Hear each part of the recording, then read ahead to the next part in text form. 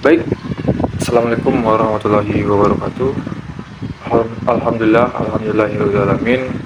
Wassalamu ala asrafil anbiya wal mursalin ala alihi washabihi ajmain. Amma ba'du. Pertama kali ucapkan puji dan syukur atas kehadiran Allah Subhanahu wa taala yang telah memberikan rahmat dan karunia kepada kita semua sehingga kita masih dapat diberi kesempatan dalam perkuliahan hari ini ya. Baik, di sini langsung saja saya akan mempresentasikan materi tentang yaitu supervisi pembangunan dan pemasangan distribusi tenaga listrik. Di sini saya memakai panduan yaitu 5W1H. 5W1H seperti yang biasa dilakukan. Next, infrastruktur vital bangsa.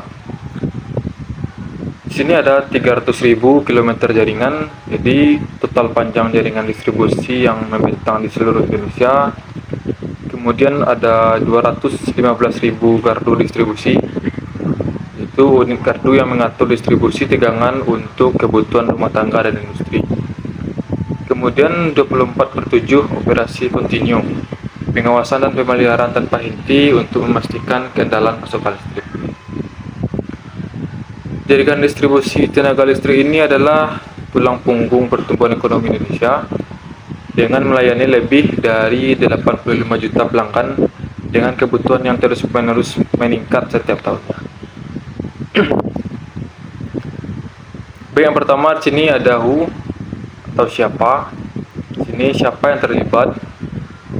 Supervisi pembangunan distribusi tenaga listrik ini melibatkan berbagai pihak dengan peran dan tanggung jawab yang jelas. Di sini yang pertama ada PLN, Unit Induk Pembangunan atau UIP, yang merupakan pengendali utama proyek pembangunan infrastruktur kelistrikan nasional dengan otoritas pengambilan keputusan strategis dan alokasi anggaran. Kemudian ada IR Budi Santoso sebagai General Manager UIP PLN yang ditunjuk pada tahun 2023.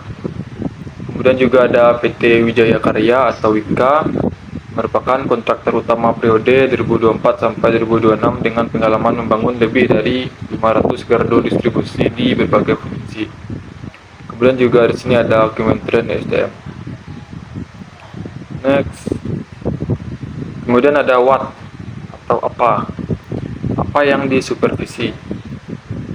Supervisi mencakup seluruh siklus pembangunan distribusi tenaga listrik dari tahap perencanaan hingga nantinya operasional.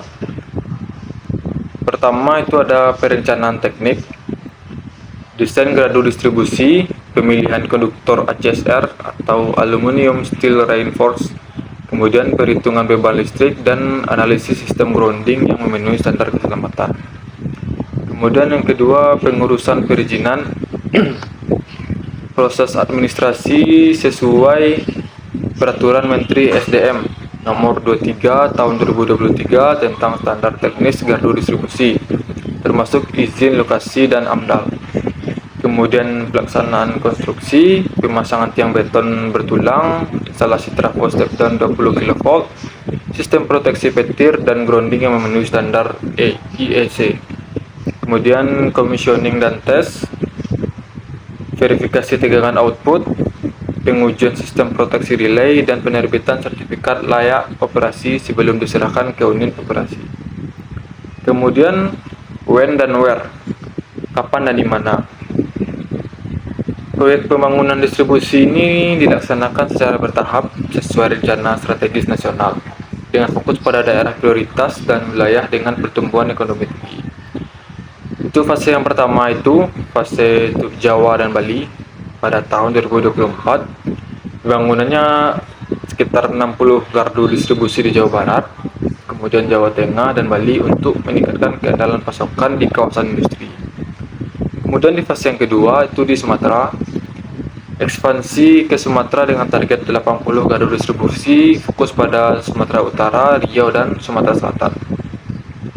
Kemudian yang ketiga itu fase Kalimantan tahun 2026, pembangunan 75 gardu distribusi untuk mendukung ibu kota Nusantara dan kawasan ekonomi di Kalimantan Timur.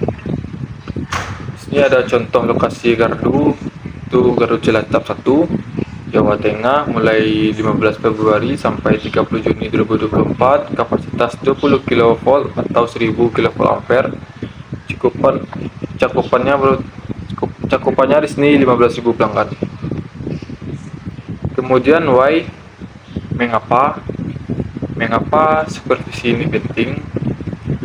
Karena supervisi yang ketat dan terstruktur bukan hanya formalitas administratif, tetapi investasi strategis yang menghasilkan dampak nyata bagi kinerja sistem, pertumbuhan ekonomi, dan pencapaian tujuan pembangunan berkelanjutan. Selanjutnya, keandalan sistem.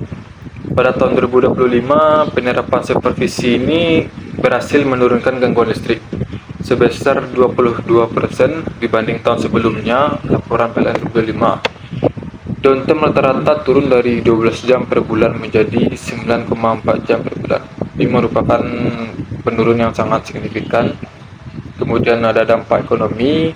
Setiap peningkatan 1% dalam keandalan pasokan listrik berdampak pada pertambahan DGP regional sebesar 1,2 triliun. Kemudian ada SDG 7, energi akses. Selanjutnya, bagaimana proses supervisi ini dilakukan. Proses ini tentunya mengikuti metodologi sistematis yang memastikan setiap tahap pembangunan memenuhi standar teknis dan keselamatan yang telah ditetapkan. Nah, yang pertama di sini itu briefing awal. Jadi pembahasan dokumen kerja, safety plan, dan checklist 5W1H dengan semua pihak sebelum dimulainya konstruksi. Kemudian monitoring harian, pencatatan laporan harian di lapangan, dokumentasi foto dengan GPS, dan pemantauan sensor tegangan secara real time melalui SCADA. Selanjutnya audit teknis, inspeksi struktural gardu, pengujian sistem proteksi relay, dan validasi perhitungan beban oleh Project Team Leader Supervisi Engineering.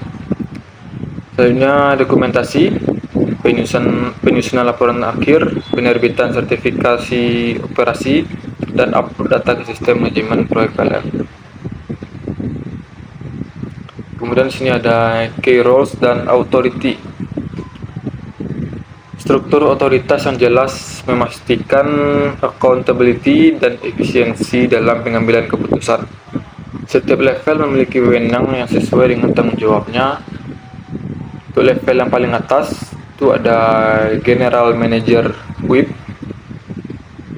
otoritas final untuk persetujuan kontrak, alokasi anggaran sebesar 2,3 triliun dari periode 2024 sampai 2026, dan keputusan strategis nasional. Kemudian level selanjutnya itu ketua tim supervisi konstruksi, merupakan pengawas lapangan dengan wewenang menghentikan pekerjaan atau stop work dengan segera jika ditemukan penyimpangan dari standar teknis. Di bawahnya lagi ada project team leader supervisi engineering, review desain teknis, validasi perhitungan beban dan sistem produksi, serta memastikan compliance dengan standar IEC dan IEEE. Di bawahnya lagi ada tim supervisi commissioning, tim khusus yang menguji sistem dan mengeluarkan sertifikasi layak operasi atau SLO sebelum jaringan diserahkan ke unit operasi PLN. Kemudian before after gardu Cilacap 1. Proyek gardu distribusi 20 kV Cilacap 1 menjadi bukti nyata efektivitas proses supervisi yang ketat dan terstruktur. Mengubah lokasi kosong menjadi infrastruktur vital dalam waktu 4,5 bulan. Jadi di sini ada gambarannya. Lanjutnya sini, kemudian kesimpulan dan call to action. Supervisi yang kuat sama dengan jaringan listrik aman, downtime turun, dan ekonomi tumbuh. Keberhasilan pembangunan infrastruktur distribusi tenaga listrik ini bergantung pada komitmen semua pihak yang menerapkan standar supervisi yang ketat dan terstruktur. Checklist 5W1H bukan untuk sekedar dokumen administratif, tetapi panduan operasional yang memastikan setiap proyek mencapai target dengan kualitas terbaik. Nah, di sini terapkan checklist 5W1H, kemudian laporkan progres harian dan pastikan SLO terbit. Baik, mungkin sekian presentasi dari saya. Jika ada kesalahan kata atau yang kurang jelas, mohon maaf. Saya ucapkan terima kasih. Wabillahi taufiq wal hidayah. Assalamualaikum warahmatullahi wabarakatuh.